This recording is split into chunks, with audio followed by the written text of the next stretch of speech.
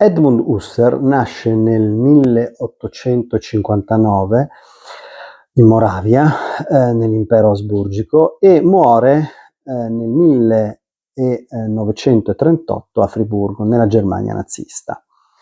Ha studiato matematica, logica, ma poi dedicherà i suoi studi alla filosofia, un po' come Wittgenstein. Sarà docente universitario a Gottinga e poi a Friburgo. Alla fine degli anni '20 gli successe Martin Heidegger, suo allievo, e poi fu, come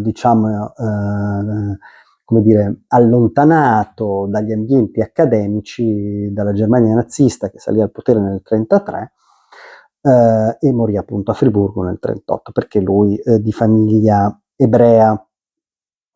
Ora, perché è così importante? Perché stiamo parlando di un grande pensatore della filosofia, probabilmente il più importante, il più centrale, il più influente pensatore filosofico dell'età contemporanea. Perché è così importante? Perché la proposta husserliana è innovativa, è geniale. In cosa consiste questa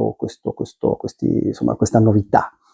Allora, la parola fenomeno, Husserl è il filosofo della fenomenologia, ci rimanda alla parola fenomeno di origine kantiana, ci ricorda Kant. Ora, Kant, noi conosciamo il fenomeno, cioè il mondo di fronte a noi, attraverso le categorie a priori, spazio e tempo, e le 12 categorie, l'io penso, categorie che sono a priori e trascendentali, no? Il fenomeno però per Kant è qualcosa che non è la cosa in sé, tenetelo presente, ma è qualcosa che comunque, pur all'interno del limite delle nostre categorie spazio-temporali, eccetera, eccetera, e le altre, effettivamente esiste fuori, di fronte a noi, no? E che noi leggiamo attraverso i nostri dati, le nostre modalità, più che le nostre modalità organizzative, no? A priori e trascendentali.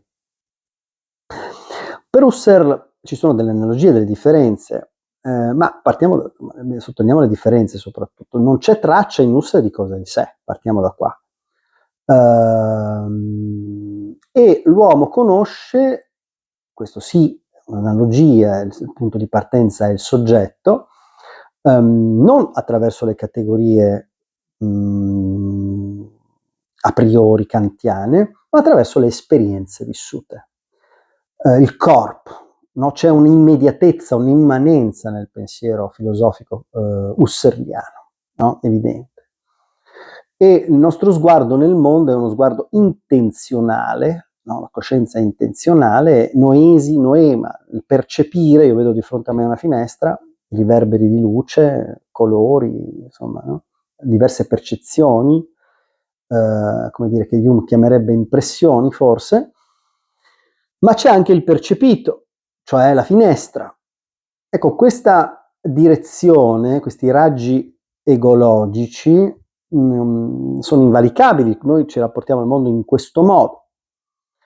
Per Husserl però questo non significa che questa cosa di fronte a me effettivamente esista.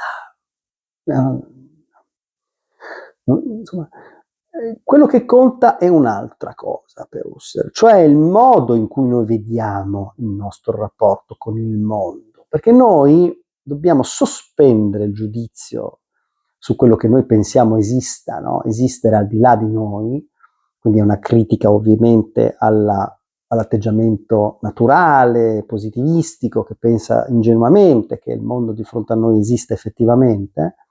Noi dobbiamo sospendere il giudizio, e poiché prende un termine di origine, come dire, filosofia ellenistica, scettica, sospendere il giudizio, ridurre i dati, riduzione fenomenologica, analizzarli per poter cogliere quelle che Husserl ritiene siano le essenze, no? Come le modalità tipiche attraverso cui le cose, le causalità, i dati ci appaiono.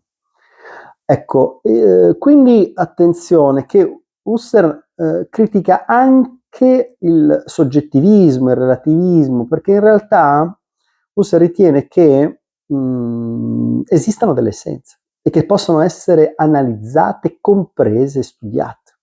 Chiaro che serve un'indagine seriamente filosofica per poterle, come dire, cogliere per lo più intuitivamente attraverso, insomma, il concetto il principio anche di evidenza che lui riprende come altre cose, ad essere onesti, dal pensiero cartesiano, ovviamente. Ecco, voi adesso state, come dire, iniziando a comprendere, penso, come la filosofia husserliana sia davvero una strada innovativa, che riprende la tradizione del pensiero filosofico, ma innovativa, e che ritorna anche lui alla grecità, cioè bisogna saper vedere, saper guardare per poter comprendere. Chi è che fa questa indagine? Lo fa l'io, però nelle ricerche filosofiche, questo testo, scusatemi, le ricerche logiche, questo testo del 1900, dove appunto il primo testo veramente dove lui riesce a esporre, no? Espone la filosofia fenomenologica, lui non sente l'esigenza di porre un io, come dire, che sia al di sopra di tutto, che compia questa indagine. Insomma, non c'è il cogito ergo sum cartesiano, no, per capirci, ma queste esperienze vissute sostanzialmente si intrecciano. Mentre nelle idee, questo testo di qualche anno dopo, mi pare di ricordare del 13, in questa edizione in 2 volumi, attenzione che Husserl è un filosofo molto complesso, molto tecnico, lui ritiene invece che prima dell'io empirico, io che tocco questo braccio, e che esista un io puro che abbia la forza di poter indagare. Attenzione che quando la filosofia deve porre qualcosa di, come dire, non ulteriormente indagabile, ha sempre una svolta idealistica e fa sempre un po' fatica.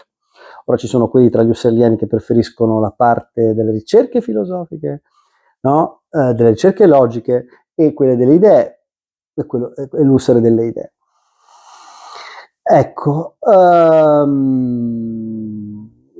poi altre 2 cose da sottolineare così velocemente in questa introduzione, ovviamente è un filosofo molto complesso come Husserl. Le meditazioni cartesiane, capolavoro tardo, diciamo, di fine anni 20, primi anni 30 di Husserl, lui risponde all'accusa che gli viene, la critica che gli viene mossa, cioè che fosse un pensatore solipsista. Cioè, cosa si intende per solipsismo? Cioè un pensatore che praticamente la conoscenza è esclusivamente individuale, non può essere messa in un linguaggio comunitario, intersoggettivo, proprio perché partendo dalle esperienze vissute, come fai a comunicare le esperienze vissute? Come ci si può capire? Come si può parlare? Bella domanda.